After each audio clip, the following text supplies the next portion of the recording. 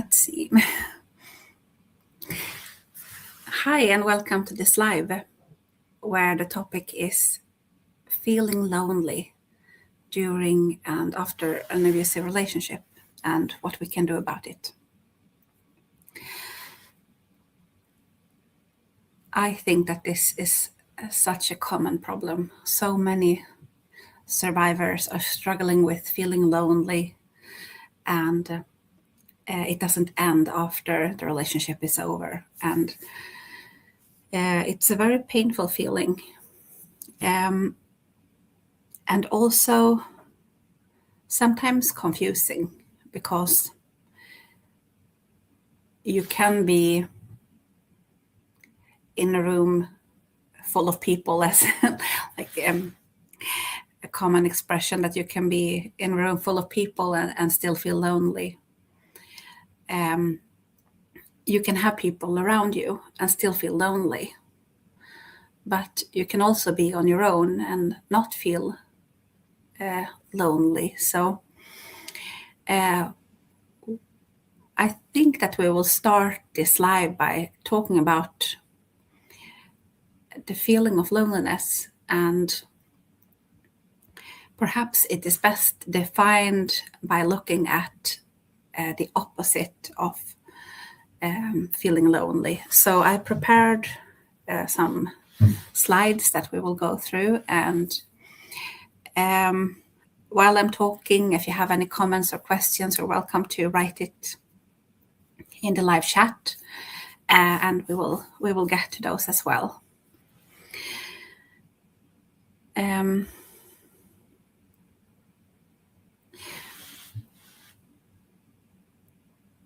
These are some words that I think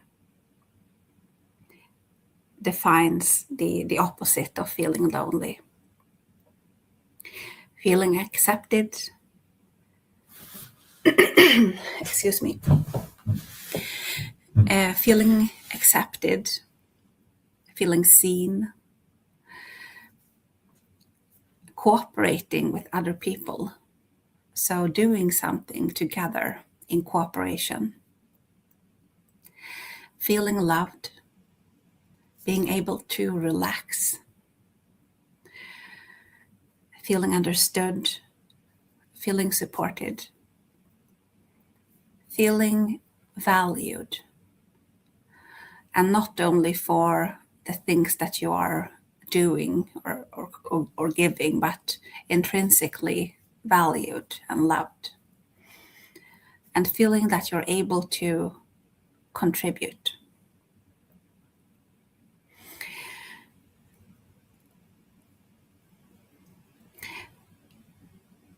Many survivors are mothers. I'm a mother myself, but when you're together with your own children, of course, it is valuable to interact with them, but it doesn't really help that feeling of loneliness. And why is that? Well, in a healthy... Oh, hello, Hava Java, welcome. Let's see, I will actually read your comment and then continue. Let's see, you write, hello, I'm watching from Canada. I've been waiting for this episode. I left a 12-year abusive relationship 5 months ago and developed a chronic illness, and I am completely socially isolated. Okay, first of all, well done for getting out. 12 years is a long time. And then you're also struggling with illness. I'm sorry to hear that. And I think you come to the right place. You're not the only one who is struggling with loneliness, especially during this phase. You just recently left, and the illness is complicating it. So thank you for sharing and for being here. Yeah, so I was talking about how when you're around your own children, or it doesn't help that much with loneliness, because in a healthy relationship between a parent, an adult, and a child, the adult is more there to support the child and giving attention to the child and emotional support and so on, and not the opposite around. So even though I know that my children, they love me and value me, a lot of the words here that I wrote on the slide, it is lacking in that relationship, because it's a parent-child relationship. It's not really a mutual friendship.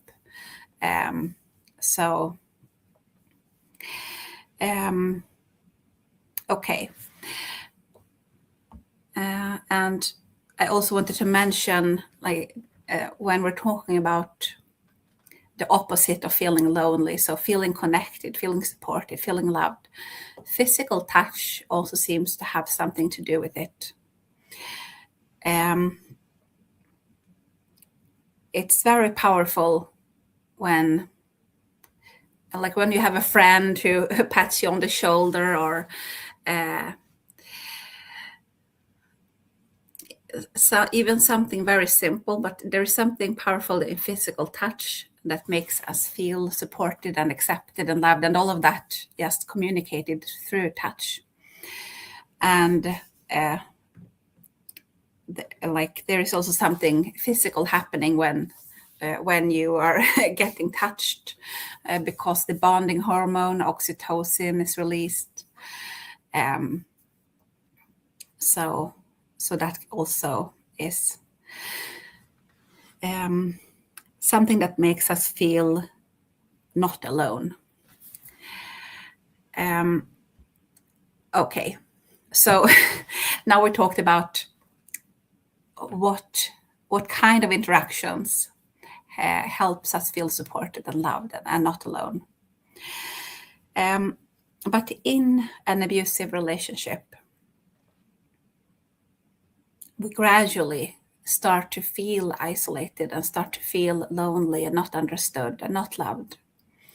But it doesn't start out like that, because typically in the beginning of an abusive relationship, you feel very loved and accepted and seen and understood and so on. And if you've heard about the phases of an abusive relationship or a narcissistic relationship, you've perhaps heard this phrase, love bomb, which is a word that describes the beginning stages of this kind of relationship, because often it is more like you typically feel more seen, more accepted, more loved, and so on in a toxic or abusive relationship, because that is how this person draws you in. It typically develops pretty quickly, so the relationship, it doesn't move slowly forward. It moves pretty quickly forward, and the abusive partner seemed very interested, as I said, and very much in love with you. So in the beginning, you do not feel lonely. You feel very connected to the partner. And then the relationship moves forward. You get more serious. Perhaps you move in together, or you become pregnant, or there is an engagement or wedding or something that binds you to this person. And so slowly the relationship moves into the next stage, which is the devaluation stage. So from you being very, very valued and loved and so on, slowly you are getting treated by the partner as being not valuable. So you're getting more and more ignored. There is more criticism, the constant messaging to you that you're not enough. If only you would do that. And of course, mixed into this is often some rages or anger, and there is also mixed in some mini love bombs. So it is not a constant, not this constant evaluation. It's like ups and downs, even though it's gradually over the years, it's you're getting devalued, but sometimes you're getting treated really like the princess treatment. And sometimes he might be screaming at you and saying really nasty stuff, and then apologizing. So there's a lot of ups and downs, but the main messaging that is given to you during that relationship is that you're really, like, you're not enough to be loved. There is something about you that is preventing you from experiencing that, that good connection that you had in the beginning. And the abusive partner is typically blaming you for breakdowns in the relationship, or expecting you to fix his mood, expecting you to be there. So there's a lot of expectations, and you never seem to really meet them or to get the appreciation.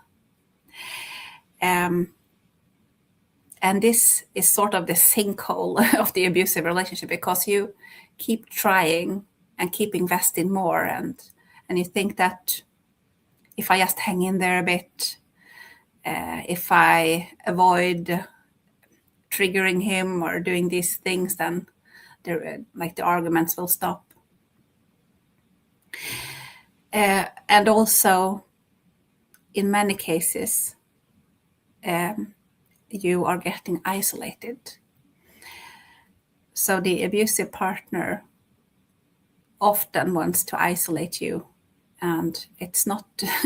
It can be done in very sneaky ways. One common way is to get you to move to another, like to move away from friends or family, or move to like a distant location,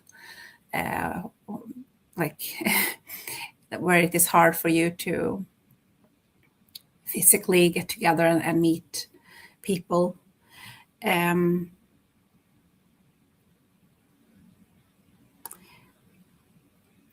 He might get irritated if you're spending time with friends, and like want you to be focused on him or on the family. My ex-husband would be irritated if I would be on the phone with a family member when I was after we had the kids. He would accuse me of ignoring the kids, and he told me, well, you should, like, if you want to speak to them, you should talk to them after the kids have gone to bed. So, like, putting some restraint. He didn't say, I don't want you to talk to your family. He said, you can talk to them, but do it after the kids are asleep. And it seemed like, if you say it like that, it seems perhaps reasonable. But first of all, at that time, he's at home. So then I couldn't talk to them by myself if I would listen to him. And after having a long day with the kids, there is really not much energy left to call up a family member and have a chat. So that was one of the ways, or trying to, well, you can go and see your family, but how about you wait until Easter? That's a good time, and then we can book the tickets. Hi, Libby, welcome. So in different ways, some small ways, typically you're getting isolated more and more, and seeing friends less and less, seeing family members less and less. Sometimes they create conflict in the family, or a common thing is that they say that, well, your family is not, they don't like me, they don't treat me properly, and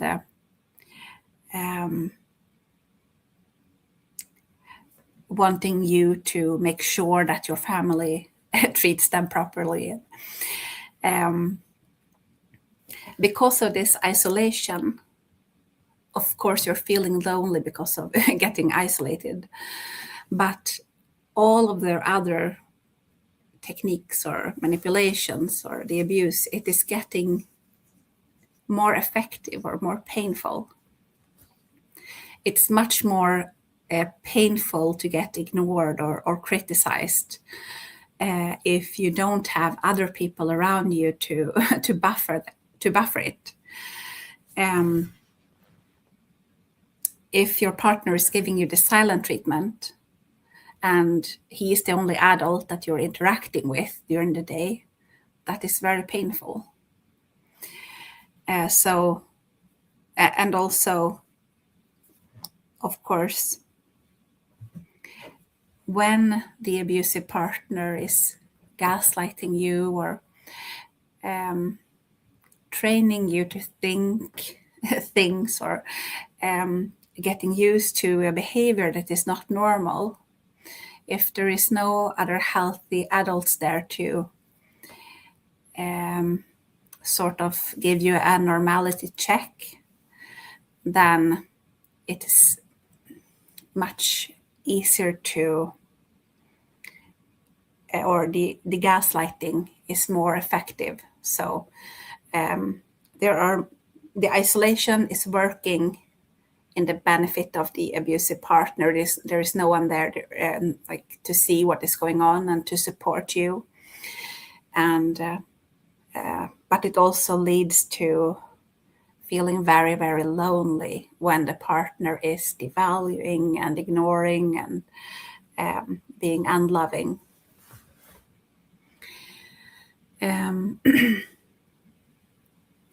And yeah, I'm sorry, this is getting a bit dark, but I think that we have to look at where this feeling comes from, because it helps to understand why that pain is there and why it lingers after the relationship is over. So hang in there. It's sort of like this feeling, it seeps into us after years of being in such a relationship. We start to think that there's something about me that makes me unlovable. I'm not loved and I'm not worthy. I'm not enough. And it's like we are getting marinated in this messaging in the relationship, and we start to internalize it and to feel that about ourselves. And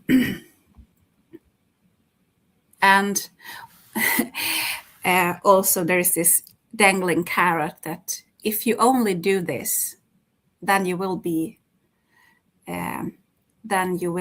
enough, or you might be loved. Like the partner might demand things or tell you that, well,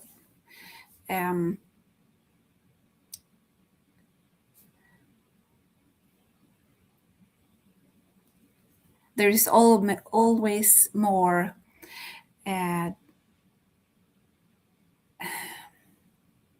demands or expectations, and the hope is that, well, if I meet those, then I will be loved.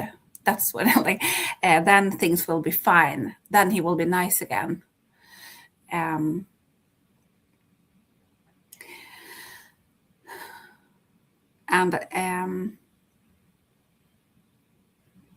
yeah, I don't know if you recognize this from your own experience, that that hope that if I just get through this, if I just help him to get this degree, or if I just am able to get that pay raise, then things will be better. The problems will be resolved, and things will be fine.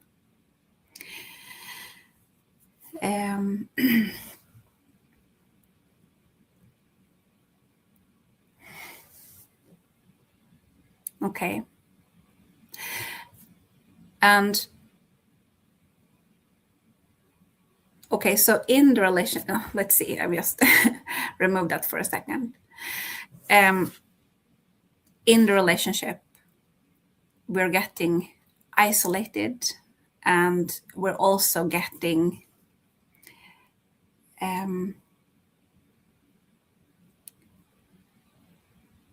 sort of robbed of all of these things that makes a person feel loved and supported, and like makes a person feel not alone. And we start to internalize that message that I'm not enough, I'm not valuable. And then we come out of the relationship, and in many cases, not always, and some people still have their support system, and that's amazing. But many are isolated. We've not put energy into building friendships, or we realize that, well, the friends that I have, or the people that I have around, they're also manipulative and toxic. And that often happens, like when you start to see these patterns, and it often starts with one person, so the partner. You realize that, well, he was actually abusive and manipulative and narcissistic, and then you start to notice these patterns in other people, and it may not be it, like they may not even have it as severely as the partner, or we have not interacted with them in such a close relationship that we have noticed that. But often we start to realize that people around are also not healthy for us. So feeling isolated and not having kind and supportive and loving people around. And then there is often this chaos that comes with leaving an abusive relationship. It's usually not a nice separation. There is a lot of struggle involved.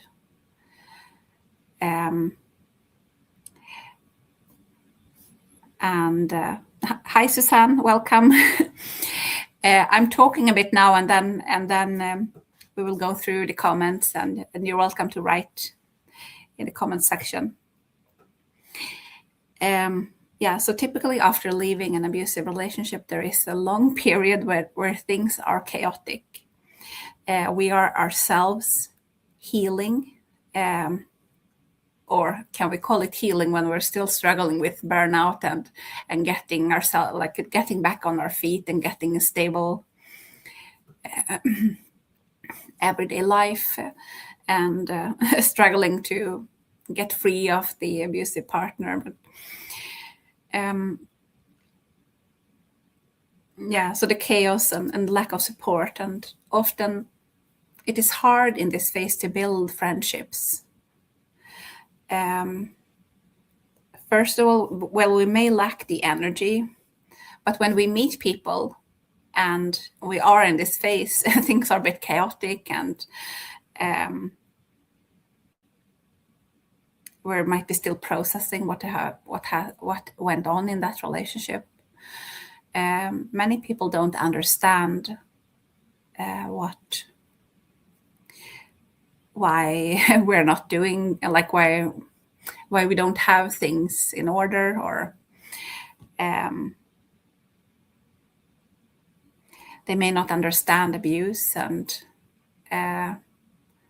it's hard to share with them what is going on with us. So not feeling understood by people, and also this fear of being hurt. And it can be like even getting into new friendships, and opening up to a new person, a new friend, and fearing that, well, I don't know if they will, like, can I trust this friendship? Can I trust that they will be there, or will they suddenly distance themselves and dislike me? Because that's what we experienced over and over and over in our intimate relationship, and perhaps even with people around us. Because sometimes the abusive or narcissistic person, they will try to, well, damage our relationships by sharing secrets, or telling us that, well, this person doesn't like you, or sometimes we're not even sure what has happened, but a person that used to be our friend is suddenly distancing themselves from us. So we have often been through many cases of people suddenly turning, or not being our close friends anymore. So that fear of being hurt, it's very real. And I have been out, so it's been 2.5 years since I left my abusive ex-husband, and we were in a relationship for 21 years. And I still have this fear of being hurt, or fear of the other shoe dropping. And a lot of that is in my head. But I can actually tell you, like, this happened last week. Let's see, I will just remove this image. So I have a friend who is a colleague, and so we work in the same workplace, and we actually have, like, our rooms are next to each other, and I really like her. So we have become friends, and we will, like, text each other, and we've met a few times out of work as well. But because I start to like her, and because I start to value her, and we've known each other for 1 year, but it's sort of like anytime that I do something that I feel is revealing my unworthiness. So I'm still struggling with this, and even though it is getting better, so I think that it's sort of healing in phases. But anytime that I am doing something that I feel it's revealing how I'm unworthy and I am, then I get this fear that now she won't like me. So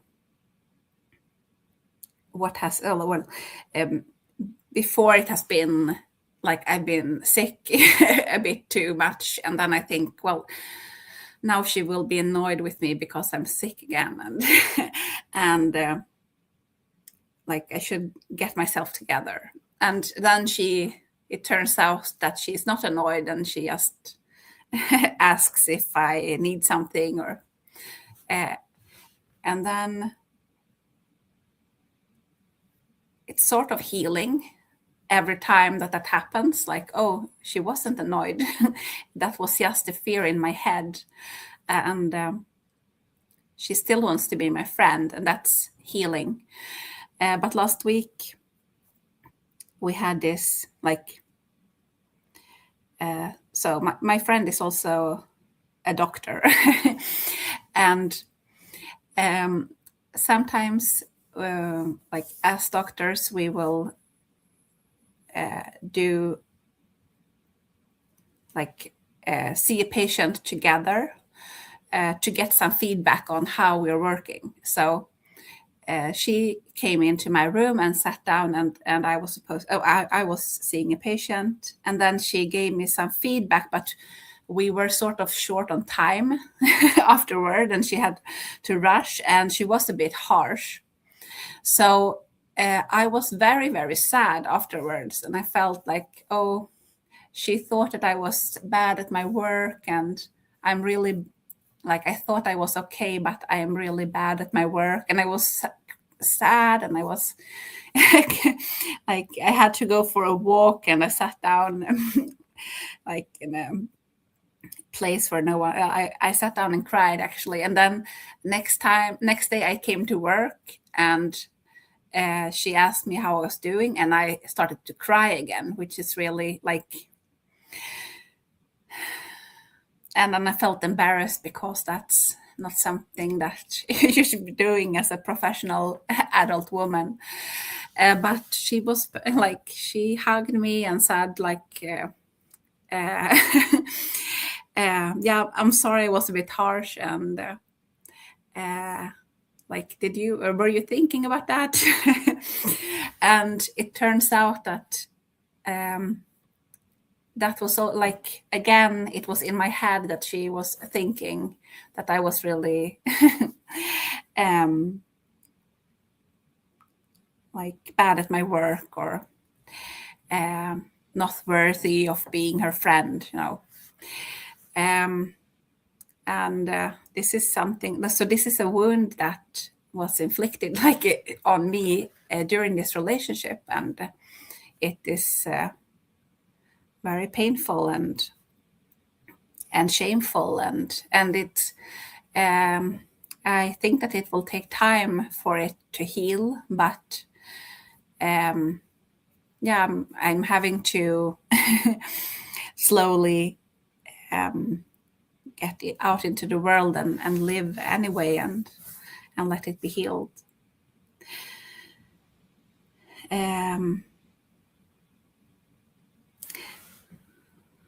Let's see. I will show some of the comments. Oh, what happened to the? Sorry. Okay. Havayava, you comment, because we were punished for being our authentic, happy, or sad, or real selves, and we'll learn to cover all that up. Yeah, exactly. Yes, very true. They get angry if we're sad. They get angry or annoyed if we're happy, or if we're too relaxed. So it's like an impulse that, yeah, we need to constantly give and be perfect, or get attacked. Let's see.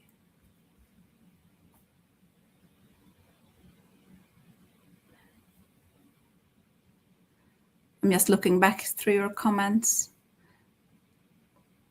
Yeah, and Libby says, you are inherently worthy. We all get sick, and it takes time. It takes the time it takes to get better, and to get better again. Yeah, yes. It does take a lot of time. Yeah.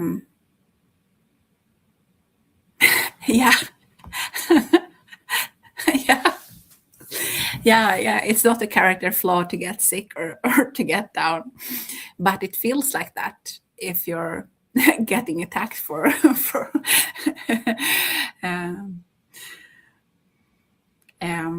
yeah, but a very good point.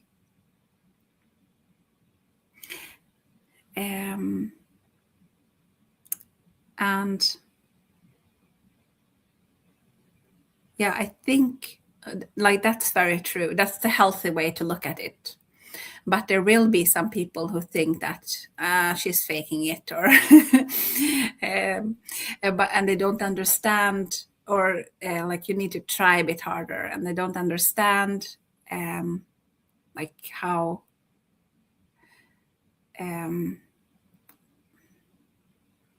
much damage it it causes you to go through these long-term abusive relationships, and how long it takes to heal, and it's not about willpower. Let's see. Oh, sorry. Hava Java, you say, I struggle not to project that others are judging me. I do think that will lessen in time. Yes. Exactly. We think that others are judging or thinking things about us, but it's like they often are not. Most people are occupied with something that has to do with them, and are not busy judging us. And Libby, girl, doc or not, you get to be human. I think it was good for her to see how she affected you. Maybe it will teach her to be gentler with others. Yeah. Yeah, thank you. Yeah.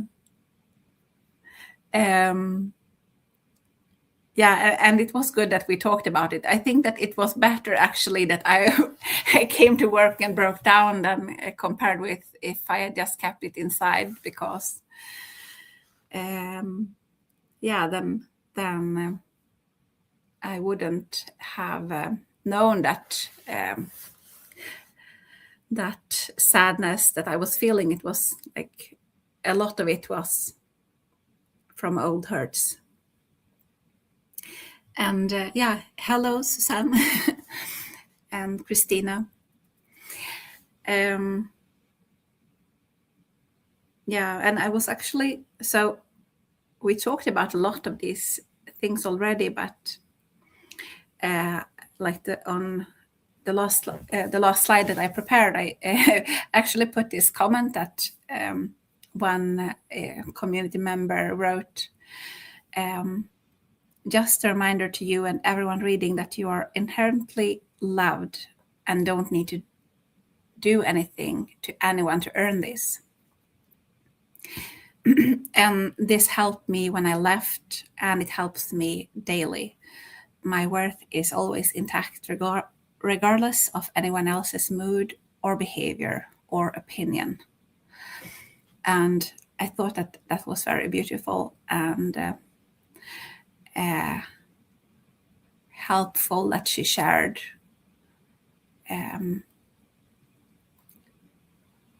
that's something that helped her. And I think that, yeah, it's very important that we remind ourselves of this, even though it is hard to really feel that that we are loved and we are worthy, and we don't have to do things for others to be okay. And I think that when we start to, like, part of healing, I think that healing doesn't only happen inside, it happens also outside. So we start to heal our emotions, and we start to heal our thoughts, so they're no longer negative or like demeaning towards ourselves, and no longer repeating that message that the abuser told us. because it can stick in our thoughts. Just like the example from last week, when I had this interaction with my colleague and she was a bit harsh in her in her advice. I immediately started to think, oh, I can't do this. I'm not like fit for doing this work, or I'm like negative things about myself. I'm too silly. I'm too like don't have structure, and and that is like if you say the voice of the abuser internalized. It's not his voice; it's my own thoughts, but it's sort of copying the same pattern of like I'm telling these things to myself that similar to what he would say about me. So we heal our thoughts. We start to think more uplifting things about ourselves. And that is a training. So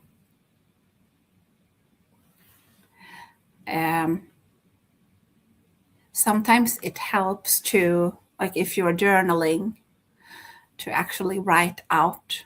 No, I like to fight back against those negative thoughts. Like write all the proof that no, I am doing good. And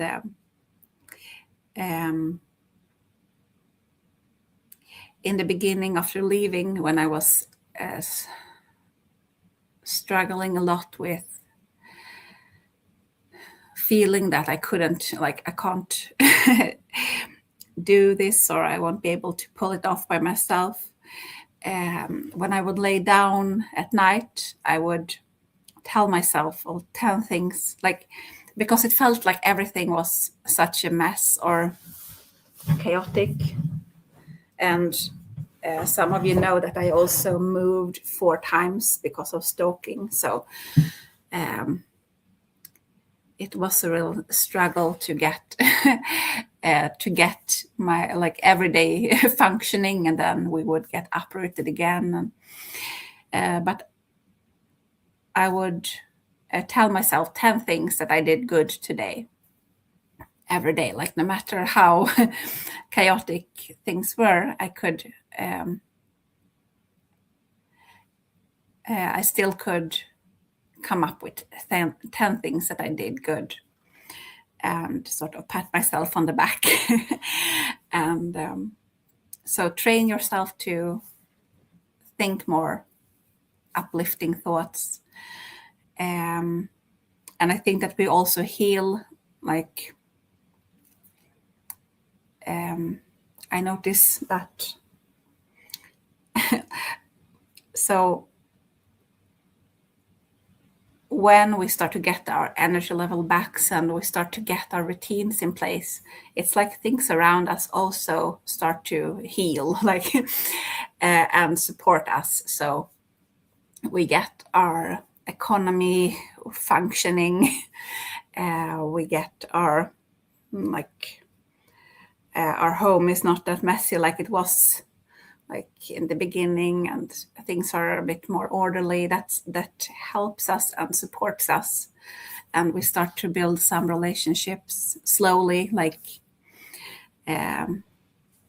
taking it a little at a time, and starting to be able to relax into those friendships. And like to what I mean by relax, well, to realize that this friend won't get very, very angry and give me the silent treatment and do some manipulative techniques on me if I don't dance to their pipe. And of course, this takes to be able to find those, like something that is positive, let's say, something that we take with us, or that we should take time to learn after such a relationship, is to understand the how does abuse work? What are the red flags? How do I recognize a person who is manipulative? And that's not always easy. That's why we have to take it slowly when we're building new relationships, because sometimes it takes time before people show those signs. But now at least we know what to look for in the people that we want to surround ourselves with. And it's almost like I'm having this year, I'm planting things.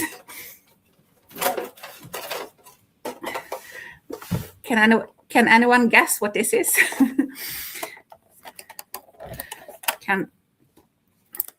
It's going to be something big. But while you're thinking about that, I sort of compared it. No, it's not sweet potato. It's like when we leave, and especially if we want to break the cycle, so we're cutting things off or ending relationships with several elephant ear. No, it's going to be something that you can eat.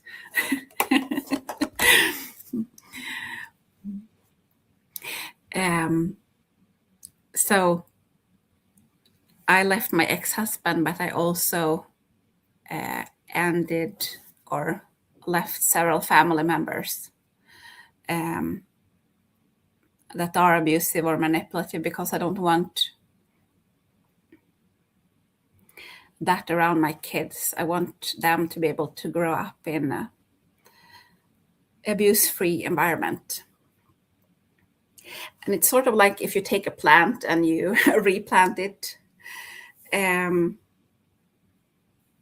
but we still have our roots with us, but it takes time after we replant ourselves, and so it takes time before we're able to build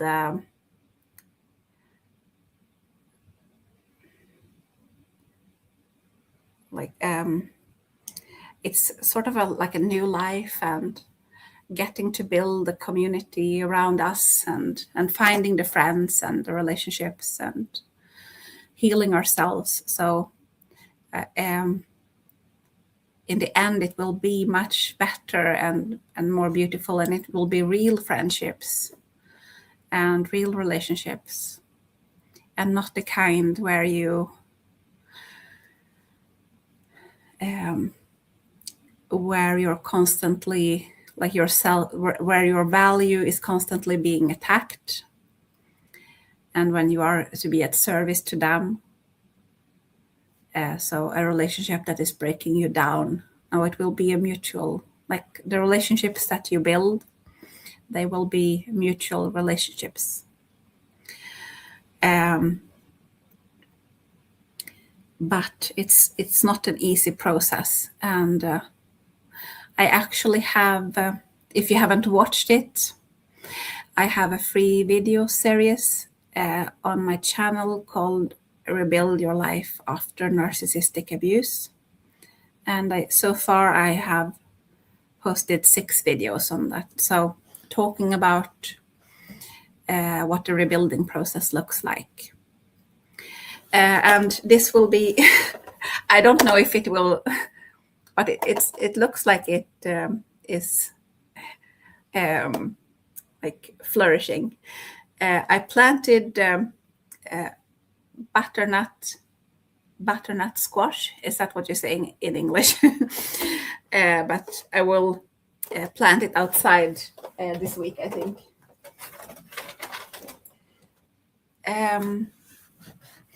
Okay, so I'm thinking that I will back up and go through some of your comments, and you're welcome to comment more if you have something to share or some questions. Let's see. Daughter of my Abba. It's a big adjustment. I am 4 months out of a 28-year marriage, and the children and I are starting to develop a routine. I find that making things helps me a lot. Yeah, 4 months out. It's a big adjustment. You're just out of it, and you're already starting to develop a routine. That's good. Remember to be kind to yourself, because 4 months is just a little time. Often we feel that things should move forward so quickly. And you find that making things helps you a lot. That's great. What are you making? I think that this was like around the same time, like a few months out, I started to knit. And that really helped me. And I'm actually, like, before I tuned into this live, I was working on my latest. I usually have several projects at once, but this is another shawl. So, yeah, I learned to knit when I was in kindergarten. So I had a teacher who taught me how to knit, but I could only knit like the scarves, and then I sort of forgot about it, or did it very seldom. But after leaving, I was very tired and I was dealing with anxiety. So knitting helped me, because it helped me to do something, and it felt like things were moving forward somehow. And I still knit almost every day, and it helps me. Let's see. Libby, you say, I love this advice, to train to look for positives in us. Yes, I think we need to train ourselves to look for it.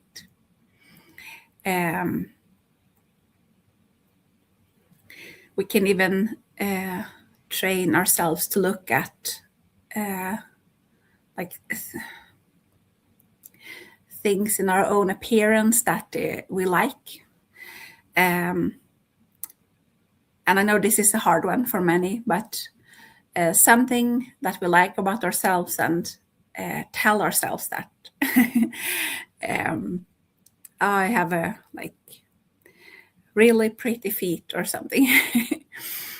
And it's like that it grows when you're able to think more positives about yourself. Then you're able to, after that, think a bit more positives. So sort of readjusting our view of ourselves back to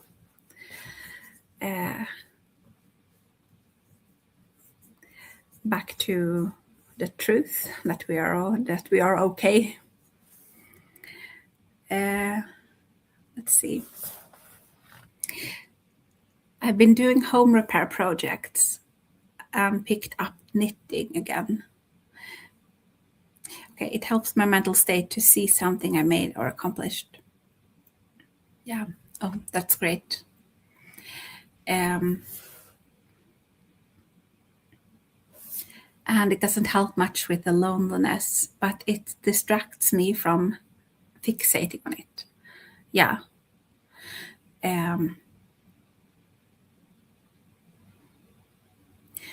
I think that's that's good. There's a lot of difficult feelings involved, like after coming out. You said 28 years you were in that relationship. Many of us have a lot of hurts and grief. Often there is complex grief involved, so grieving over many different things. Grieving that person, the relationship, perhaps grieving parts of ourselves. And just being able to focus like for a while, not think about that and focus on something else, that's very good. Let's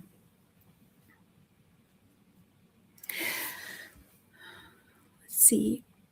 And Havajava agrees. Yeah, task completed. Let's see.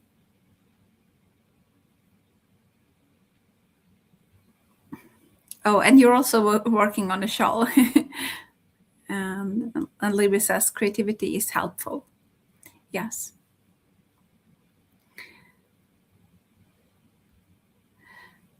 Hi, Lydiat. Welcome.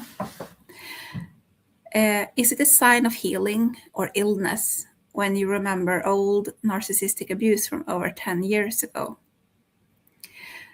I think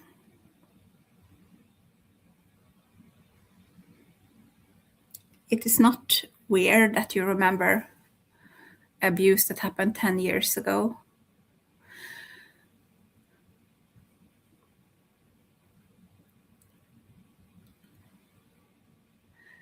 But I think it's depending on how, like, we can remember things. And often when we feel sad or we're feeling down, then we can think about, like, a lot of things comes up from the past that we're still might be grieving about.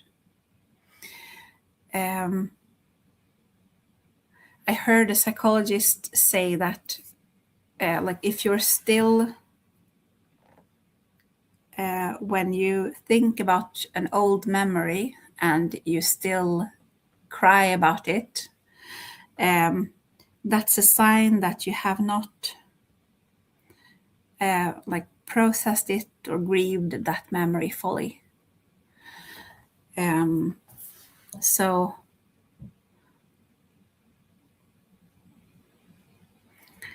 I think that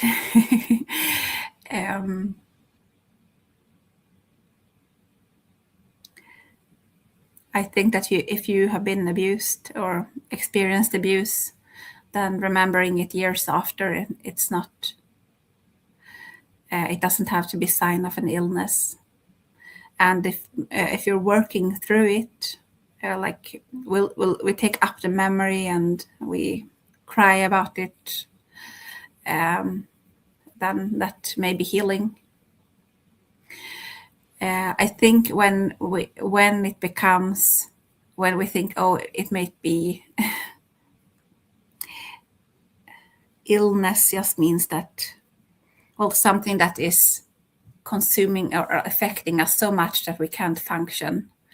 If we feel that these old memories, they are taking up so much of my, like, I'm thinking about it every day and I can't let it go, and I'm really feeling grieved and I'm feeling depressed about it, and that could be a sign that we need some more help from the outside to be able to process it. Or it may be a sign that we're, like, would need to talk to someone. So it's very hard to be to generalize, but sometimes we are not able to deal with everything by ourselves. So we might want to get some help from someone professional and begin to talk through what we are experiencing.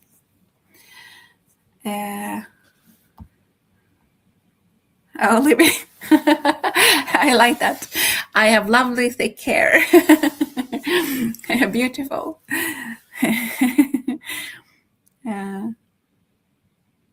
And Susanne say, I think you all have adorable talents. Yeah, thank you, Susanne. I'm sure that you have as well.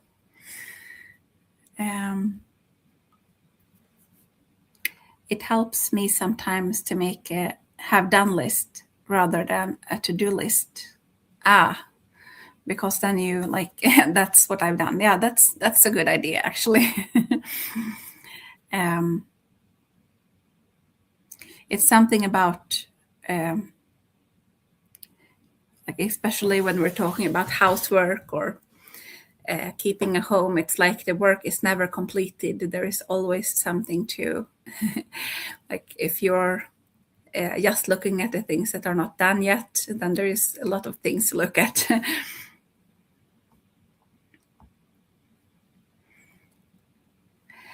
Tasks I do before 9 a.m. helps keep the negatives in perspective.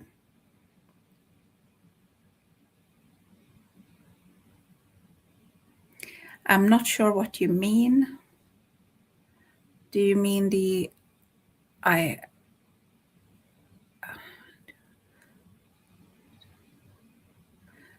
Yeah. I don't know what you mean by that, little Libby. Let's see. Yeah, grieving and then redirecting our focus. Yeah, and I think that grieving and the processing, it comes in waves. And Susanne shares, I still get stuck in old bad memories too. Yeah, some memories still still have a sting years after.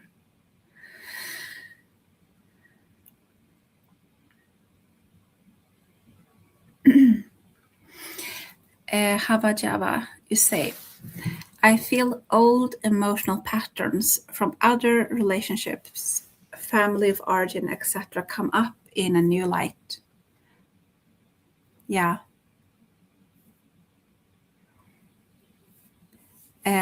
It's very common after we wake up to the existence of abusive personalities and manipulative or toxic personalities, that we start to understand. We educate ourselves about how these things work, and then we start to see it, and then we start to understand some things from our family or from interactions that happened in the past, that we didn't grasp it fully at that time, but now we can take up the memories and look at them again with the new understanding. And I think that in a way, this, like, processing and remembering something and looking at it with our new understanding, that can continue years after leaving, years after it happened. And also, like, our minds or our brains protect us in a way. So when we're already hurting and already processing something, usually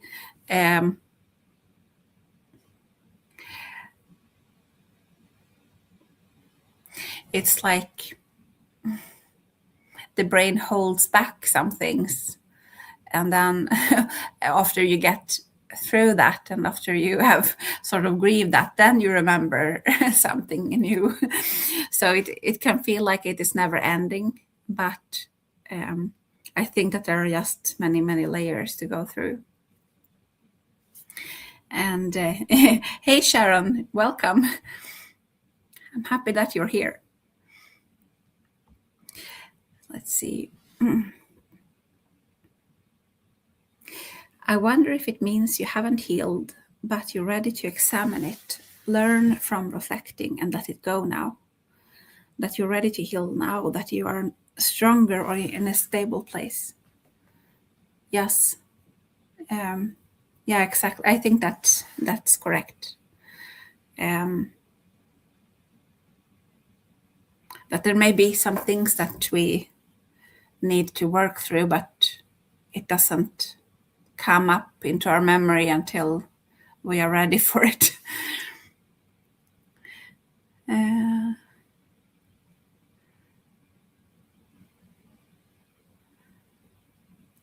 Let's see. Lydia says, I feel like the old memories come back and I understand them, but I couldn't understand it for over 10 years. That is like my brain gives me more clarity after 10 years. Yeah. Yeah, but it's good that you you start to remember some old memories and now you understand them, but at the time you couldn't. So that's, to me, that sounds like normal processing of the memories.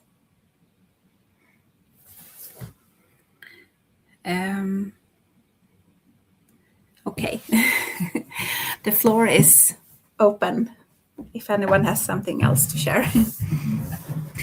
I think that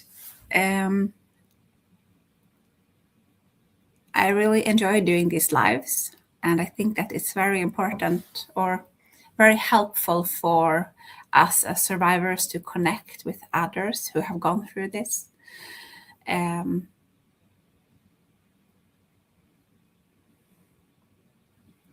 a way,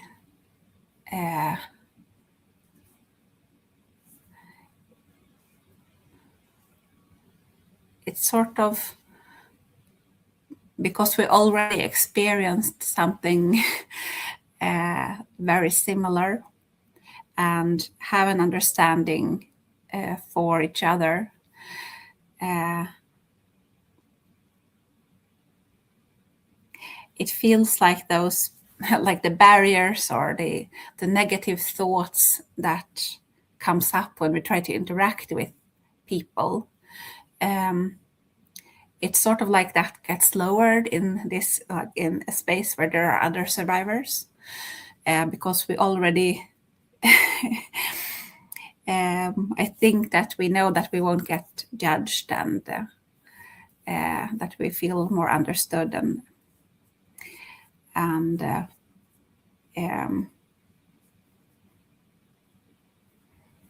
yeah, that there are other women, many other women out there who have experienced something sometimes almost identical to what we ourselves went through.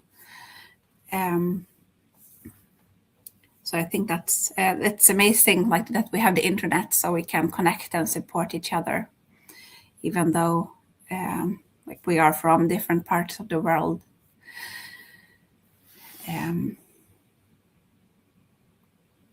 So I always enjoy these lives. And I wanted to tell you, so I shared this in, I posted a video earlier this week, and I put this intentionally in the end of the video because, well, sometimes I get some spam emails from people like on the internet who just happen to drop into one of my videos, but are not really like survivors of long-term narcissistic or abusive relationships. But what I was talking about, and I wanted to share it with you as well, I'm thinking to start very small, but I have this idea that I would like to start some sort of small support groups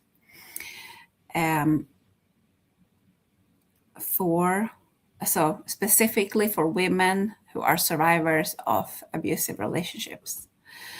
But I just wanted to try it out with one or two small groups first. And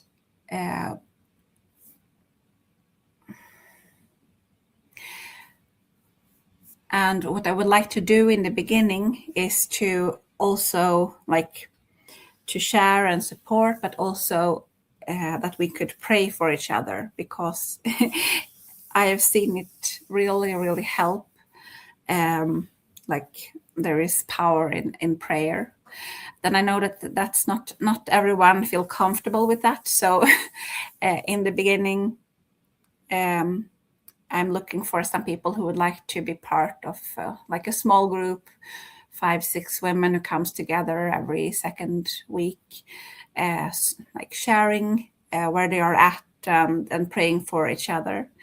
But then going forward, there will also be like the opportunity for those who don't feel comfortable with praying. But if you feel that this could be something for me, then you're welcome to email me. And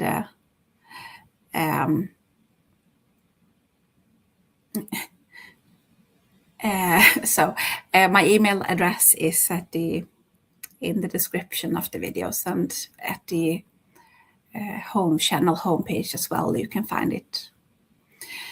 So I just wanted to tell you that. Let's see. Susanne, I'm happy that you feel that is helpful. And I'm glad that you came here. I am doing the lives every Thursday. That's the that's what I want to do. But I have been, yeah.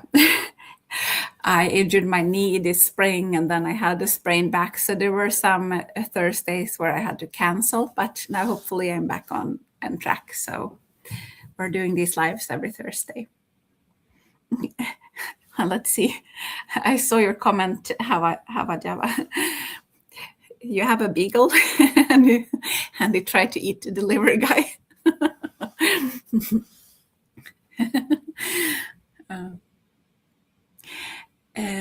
Let's see, Lydia. No, it's free. It doesn't cost anything. Let's see. Sharon says, it's been years and I still dissociate.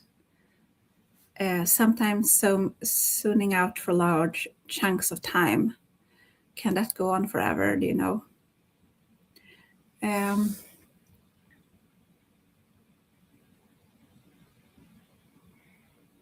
Well, that's like something that happens after going through trauma. And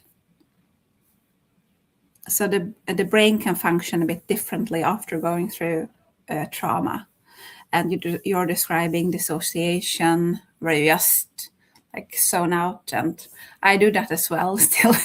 Like sometimes I will look at the clock, and then I will look at the clock again, and it's gone, like an hour has gone by, and I don't know where that time disappeared to. So sometimes it's scary, but I think that it will go away with time as the brain heals. If you're no longer in an abusive environment, like when you're in a safe environment.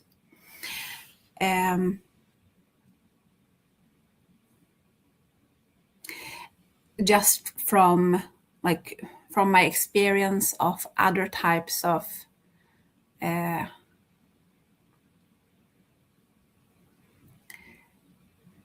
so not brain injury, but things that affect the brain.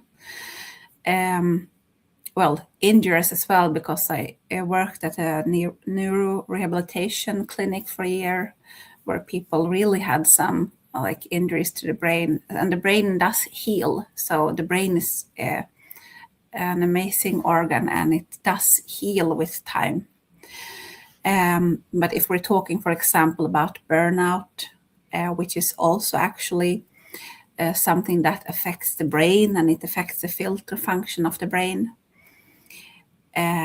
Yes, if you no longer are in that environment, that is like the environment is creating the overload, just as the environment is creating the trauma in the brain.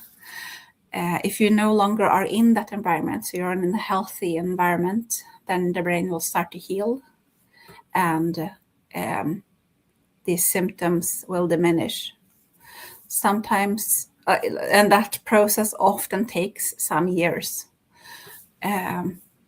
So, of course, a bit individual, and depending on how much it is and the environment you're in. I think that sometimes there will still be this sensitivity, or like sometimes not everything goes away, so there might be some sensitivity left. Like certain situations might trigger, or sort of like this impulse to freeze and associate is closely related. So sometimes that trauma response may still be there, but I think a lot of the symptoms, it will heal with time. And Sharon says, I enjoy the lives and I love your group idea. Yeah, yes, I'm happy that you think so. I think that it would be very helpful, actually. So,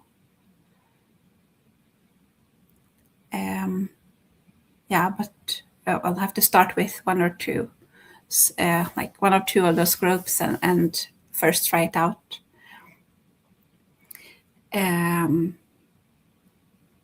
Let's see. Okay. Libby, you're driving. You're always out, like doing things during the lives, and cooking and picking up kids. But we're happy to have you. Happy that you join us anyway. And thank you for your prayers.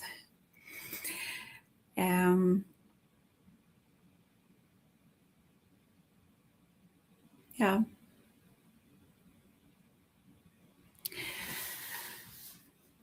Oh, hi.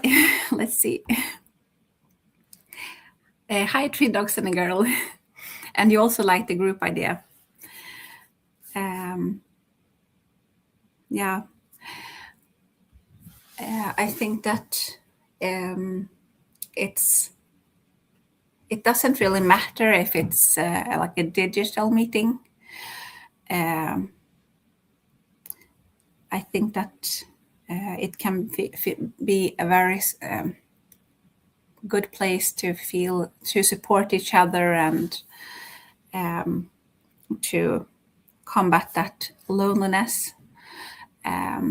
So it's not, I don't think that it won't be therapy. It will just be survivor support. And Java, oh, you also think yeah, the group idea is a great, yeah. So just supporting each other, and to hear some other survivor stories and where they're at, that I think will be very helpful. Let's see. Sharon says, a thin group prayer is a great idea. Yeah. I actually, so a little over, like before I started this channel, I was, but this was, I won't say who it was, but there was a YouTube creator who had, so she was selling coaching, and she also had this prayer groups. So, but it was paid, and but it was very helpful. I thought that it was very helpful, and I did see there were several of us in the group who did have some, let's see, issues or situations that resolved themselves during the time that we met. And I think that it was due to the power of the prayers. That, so yeah, that's something that I would very much like to start.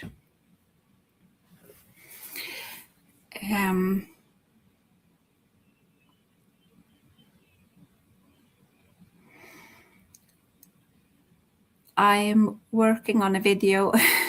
So I don't know if you've noticed, but my uploading is. I will get to your question in a second, daughter of my Abba. Yes. So my uploading schedule for my videos has been a bit like irregular because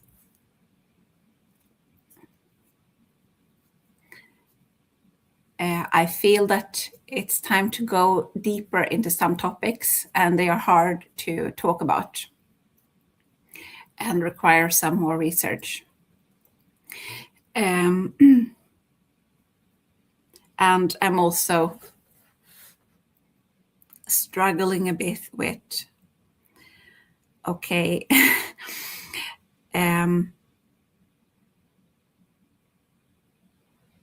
I think that the professionals in some areas are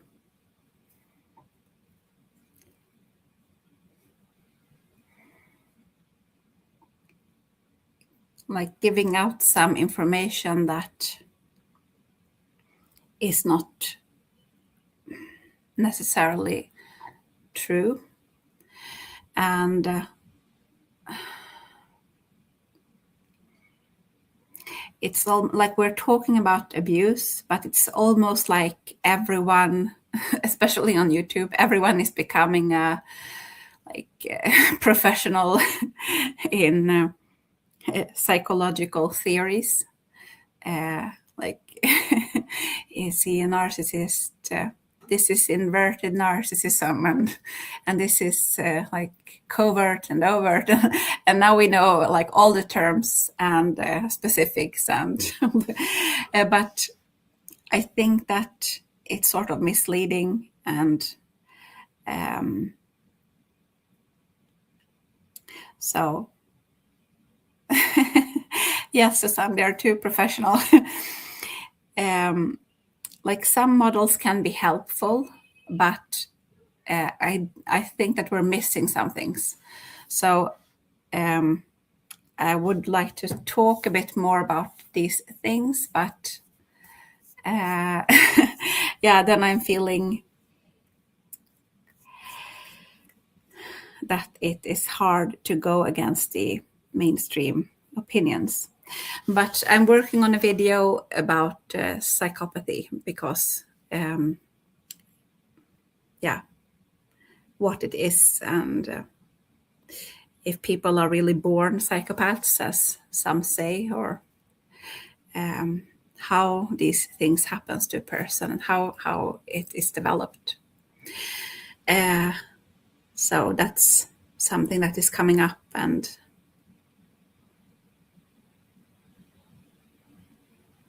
yeah. So I'm thinking a lot about different subjects, and it is taking a bit longer than usual to create the videos, but they will keep coming. Let's see. Daughter of my Abba, what is dissociation? Dissociation is when things get too overwhelming, so the mind just blanks. You feel like you're not really, it's not that you're imagining yourself to be somewhere else, it's like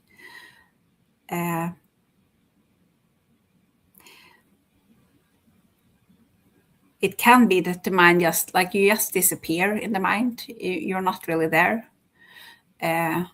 You're not really present. When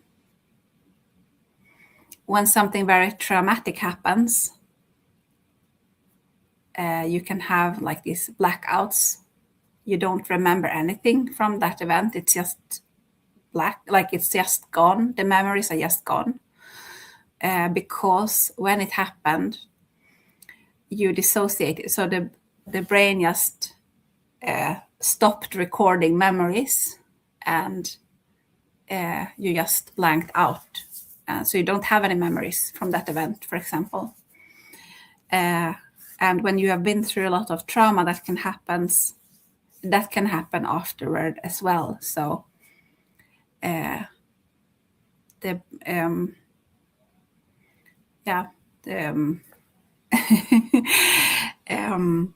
Sharon says lost deeply in thought, timeline.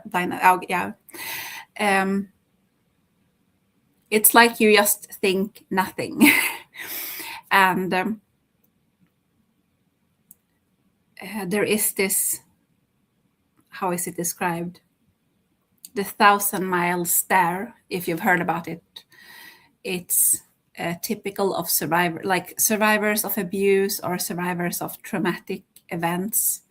Like if someone has been in a very, very traumatic, like an accident or something, war, if you've survived war, then when you just sit and stare and you think about nothing, it's the 1,000-mile stare. So it's dissociation. Let's see. Hava Java. I found most channels not helpful. Yours calms me and helps me focus on myself. I found some of the narc channels made me very strung out. Dr. Peter Salerno's work on psychopathy really helped me. Okay. What does strung out mean? Let's see. I have to Google, sorry.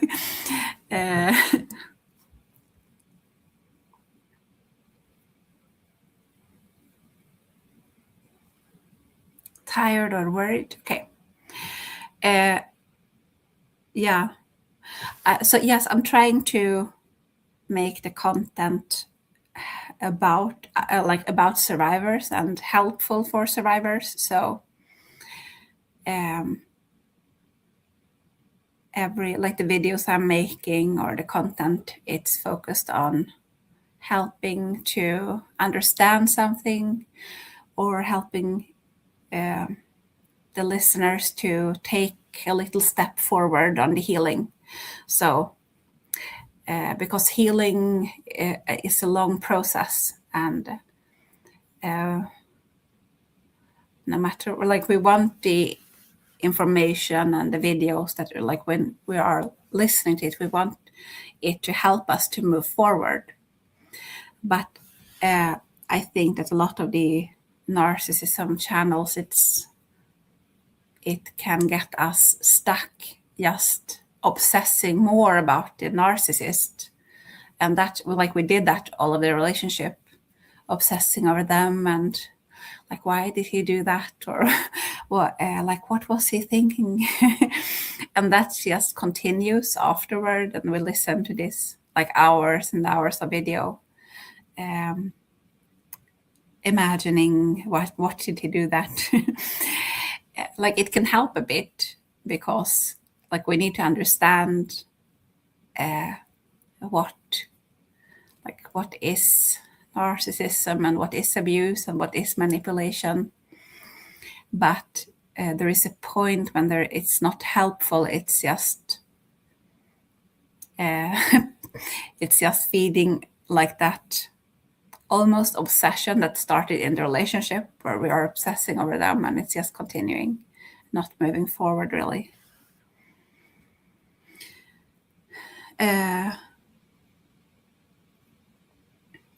Okay. Yeah, you also experienced the dissociation or there are that's one of the words. There are a lot of different words that we learn when we start to learn about abuse, and so it's not something magical about the terms, but it's just it's good to understand some of them, to have a frame, something to help us understand what is going on with ourselves.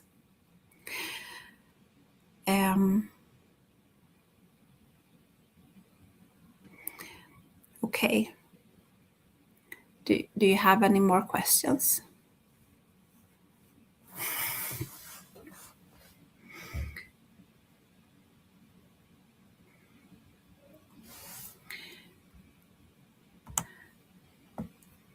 There were a lot of you today, and I think last live as well. There were a little more women than usual.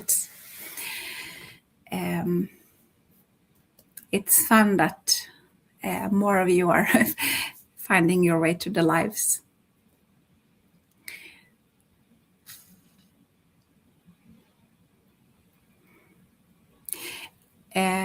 I didn't talk very much about how to make friends as an adult in this live, but I do have a video about that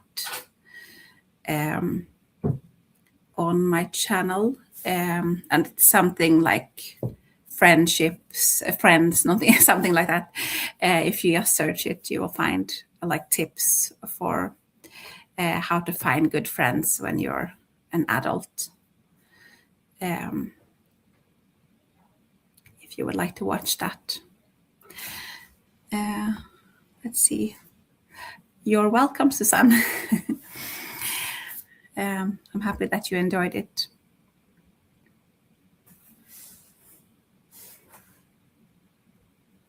And Lydia, I'm sorry you lost all your friends.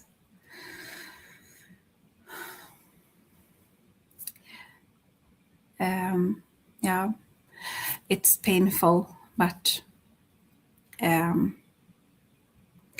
you will find new ones, I'm sure. And in a way, so the process of freeing oneself from all the toxic people and being lonely, that's very painful. But then it does leave room to grow some real friendships, even though it takes time. I think the end result will be better. Yeah, I'm happy that you enjoyed the community, Sharon.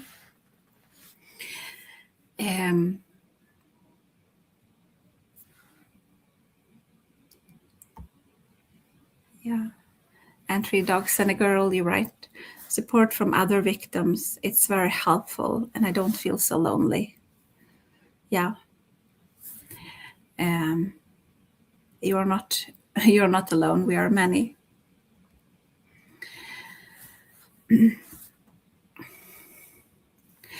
Okay. If there are no more questions, I'm thinking that I will end the live here. It's getting time to go to bed here in Sweden.